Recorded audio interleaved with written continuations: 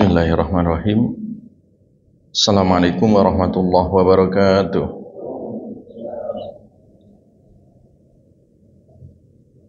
Alhamdulillahilladzi arsala rasulahu bil huda wa dinil haqq liyudhhirahu 'alad dini kullih wa kafa billahi shahida. Asyhadu an la ilaha illallah wahdahu la syarika lah wa asyhadu anna Muhammadan abduhu wa rasuluh alladzi la nabiyya wa la rasula ba'dah.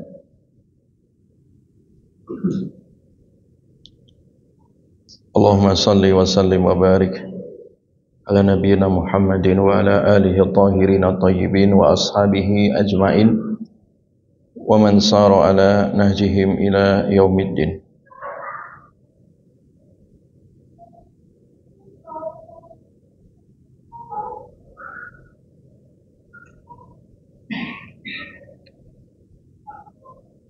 Amma ba'du, jamaah sekalian yang diberkahi oleh Allah Subhanahu wa taala. Kita bersyukur kepada Allah dengan izinnya kita kembali hadir di majelis Sahih Bukhari.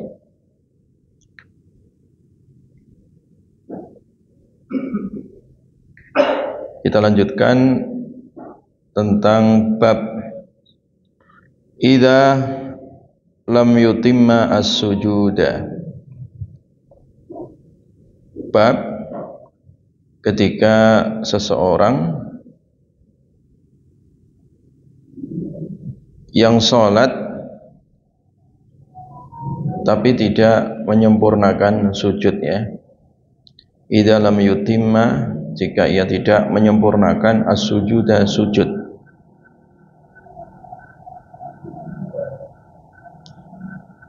Qala Imam Bukhari rahimahullah, akhbarana as-Saltu bin Muhammadin akhbarana Mahdiyun an Wasilin an Abi Wa'ilin an Hudzaifata ra'a rajulan Riwayat dari sahabat Hudzaifah. Ra'a, beliau melihat rajulan, seseorang, la yutimmu yang tidak menyempurnakan. Ia tidak menyempurnakan rukuknya, wala sujudahu, dan juga tidak menyempurnakan sujudnya. Jadi ceritanya itu ada orang sholat asal-asalan ya, sholatnya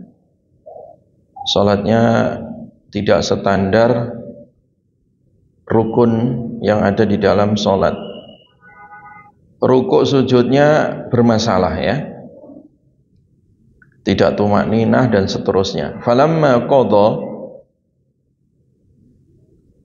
maka ketika qadha, ia selesai salatahu, salatnya, qala lahu Hudzaifah, qala berkata lahu kepada orang tersebut ya, Hudzaifatu, sahabat Hudzaifah, ma sallaita,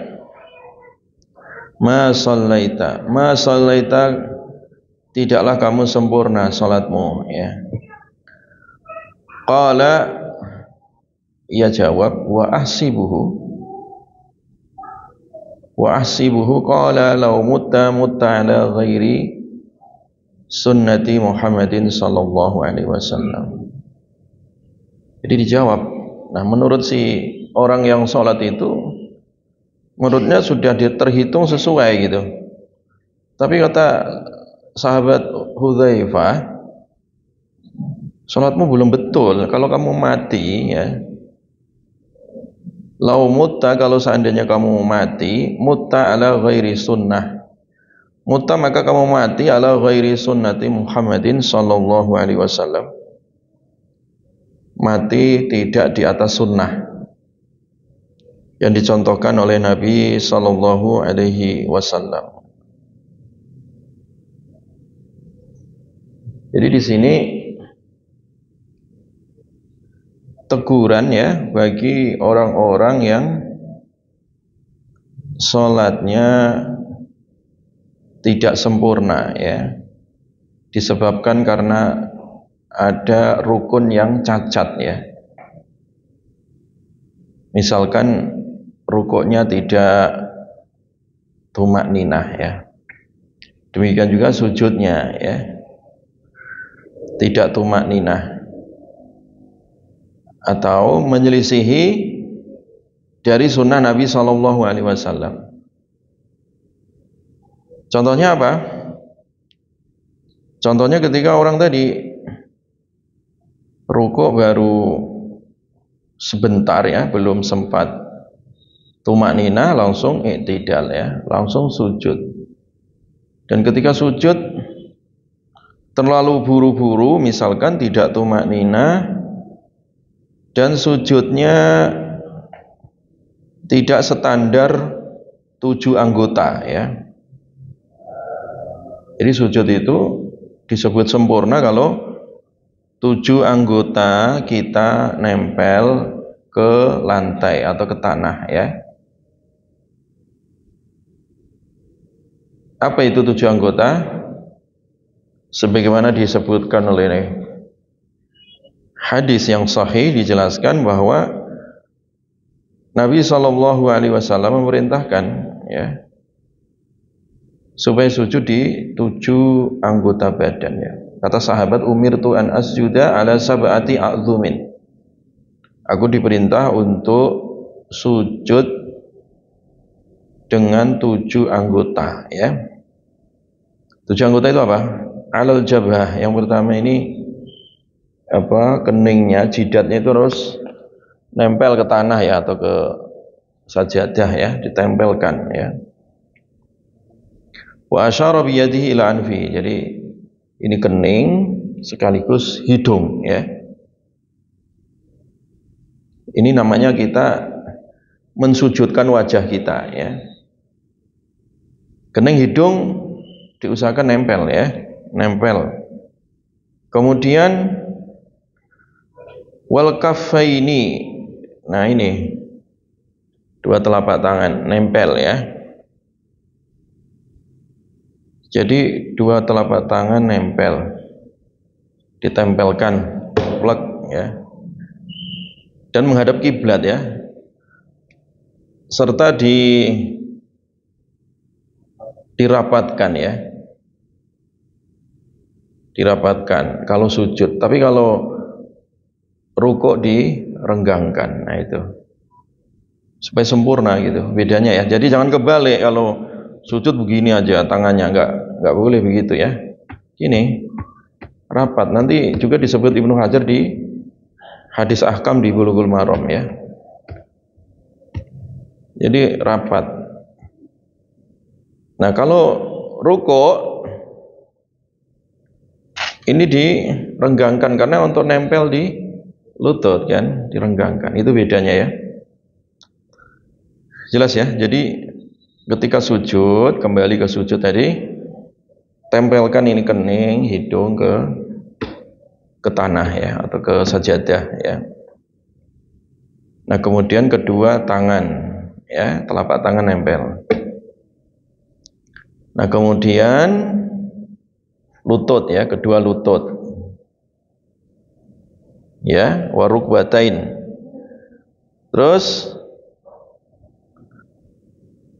setelah lutut dua-duanya nempel ke tanah, wa atrafil qadamain ya, ujung jari kedua kaki tempelin ya, 10 jari itu kalau bisa. Kalau nggak cacat atau nggak ada halangan, tempelin semua itu, nempel ujung-ujungnya ini. Nah itu baru disebut sujud yang sempurna ya. Itu gerakan badannya. Nah gerakan hatinya ya harus digerakkan. Ketika sujud itu ya sujud hanya kepada Allah Subhanahu wa ta'ala ya. Kita menempelkan anggota wajah kita yang tertinggi tadi menjadi terendah ya. Ya, kita merendahkan diri di hadapan Allah Subhanahu wa ta'ala ya. Serta baca doa-doanya di situ.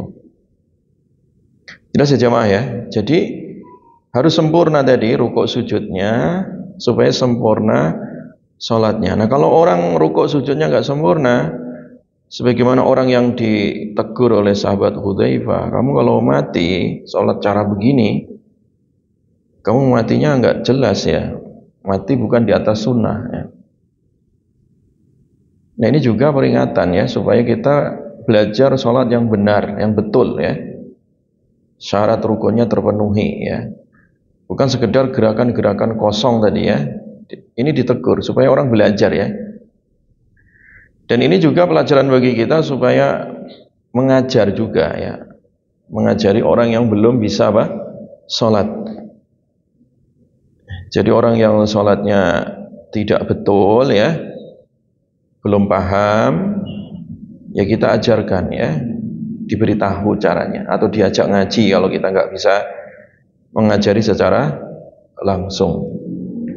Karena apa yang dilakukan oleh Hudzaifah tadi, menegur seseorang yang sholatnya buruk ya, alias cacat rukunnya tadi, beliau segera memberikan pelajaran ya, diingatkan.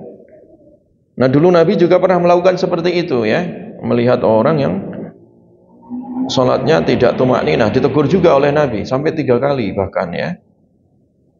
Nah ini menunjukkan bahwa sholat tidak boleh main-main gitu, tidak boleh sekedar asal-asalan, harus pakai ilmu ya. Sehingga sholat yang pakai ilmu tadi itu yang sempurna. Kalau sholatnya sempurna itu tanha anil fahsya, itu bisa mencegah dari perbuatan keji, wal mungkar, dan perbuatan mungkar, yaitu sholat yang betul. Nah kenapa ketika kebanyakan kaum muslimin sholatnya tidak betul, itu ya tidak punya dampak ya terhadap kesalehan dirinya dan kesalehan sosial.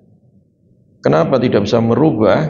Karena itu tadi, sholatnya tidak sempurna ya, sholatnya tidak sempurna. Tapi jamaah sekalian diberkahi oleh Allah Subhanahu wa ta'ala.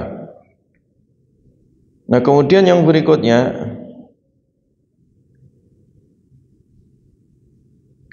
Babu yubdi dhab'aihi wa yujafi fi sujudi. Bab tentang yubdi, seseorang menampakkan, ya, menampakkan dhab'aihi,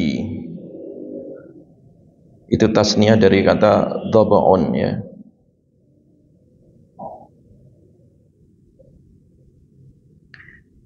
Jadi seseorang yang sujud itu hendaklah menampakkan dhab'aihi. Dhab'ah, ya, itu ini bahu, ya, dari mulai dari sini. Ini namanya apa? Apa namanya? Bahu, kan? Iya, tangan bagian atas ini namanya bahu. Ya. Itu ditampakkan, ya.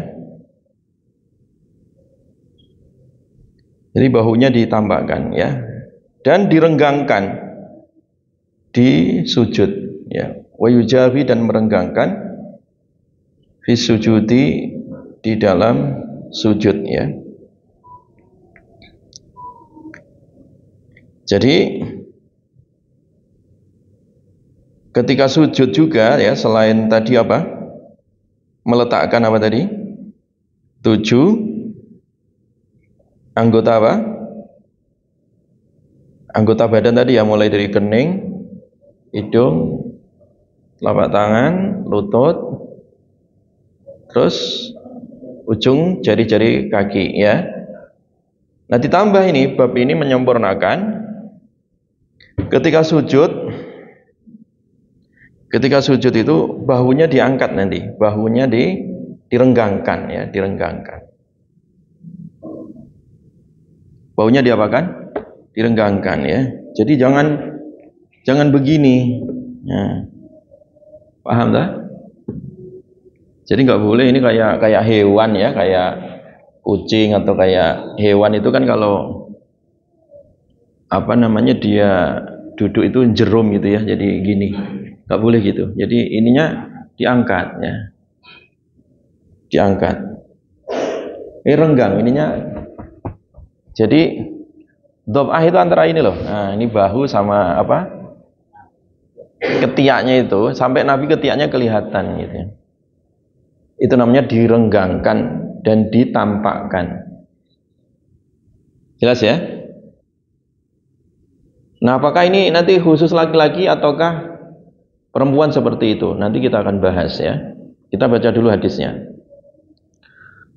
Qala Imam Bukhari rahimahullah, akhbarana Yahya ibnu Bakirin haddatsana Bakr ibn Mudhar an Ja'farin an ibni Hurmuz an Abdullah ibn Malik an Abdullah ibn Malikin ibni Buhainah anna Nabiya sallallahu alaihi wasallam, sesungguhnya Nabi sallallahu alaihi wasallam, karena adalah beliau, idza shalla, ketika beliau salat, faraja, maka beliau merenggangkan, ya, baina yadaihi, di antara kedua tangannya, hatta, sehingga, ya, berdua nampak bayadu, putih, ibtoihi, ketiak beliau, ya, kedua lengan, ya, bahu, di situ ketiaknya kelihatan dua-duanya, ya. Wa qala Lais haddatsani Ja'far bin Rabi'ah nahwahu.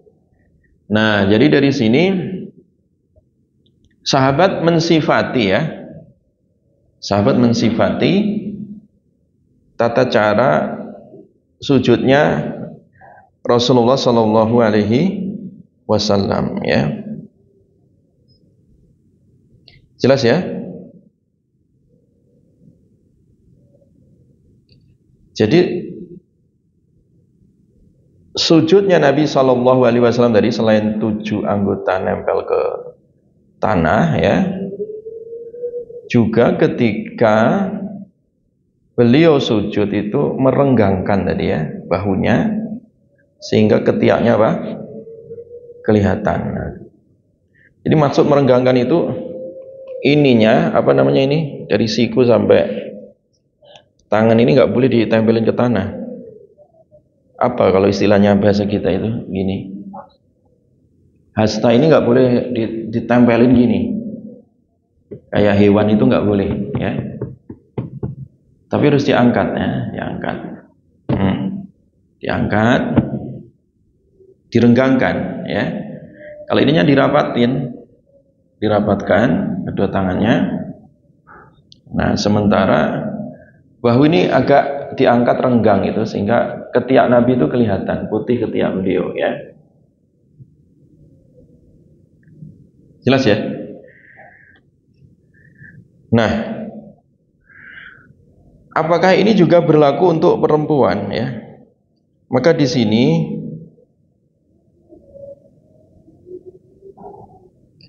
hukum asal ya, gerakan sholat laki dan perempuan itu sama hukum asalnya ya. Nah cuman nanti sebagian ulama ya, seperti di dalam mazhab Syafi'iyah ya, dan juga di dalam sebagian mazhab lain seperti mazhab Hambali, di situ ada Ibnu Qudamah ya, memberikan penjelasan secara khusus ya, ketika seseorang wanita rukuk dan sujud ya. Ketika rukuk dan apa tadi? Sujud ya. Apa itu ketika rukuk dan sujud? Jadi ketika wanita itu apa? Sujud, termasuk sujud tadi itu, maka di dalam mazhab Syafi'iyah itu tetap diangkat ya, cuman agak didekapkan ya, ke dadanya gitu. Kan perempuan beda, perempuan itu punya buah dada ya, jadi supaya ya lebih tertutup, supaya lebih apa? Tertutup. Ya, gitu. Lebih didekapkan gitu. Ininya lebih didekapkan karena itu perempuan, berbeda dengan apa tadi? Laki-laki. Hal itu disebut lebih astar, lebih menutup ya, sehingga tidak tampak ya, dan tidak terlalu apa? Kelihatan ya. Itu salah satu alasannya kalau bagi apa?